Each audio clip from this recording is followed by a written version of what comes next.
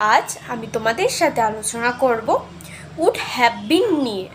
ভবিষ্যতে কোনো কাজ একটি নির্দিষ্ট সময় ধরে চলতে পারত বা হতে পারত এমন বোঝাতে আমরা উড হ্যাভ বিন ব্যবহার করব। স্ট্রাকচার বা গঠন, direct speech plus shall oblique will have been plus object plus remaining word.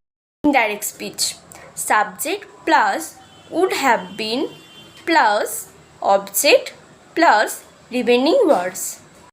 Example: the girl said it will have been a great memory to us.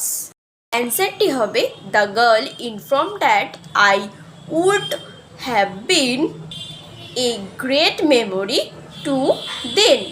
আছে would.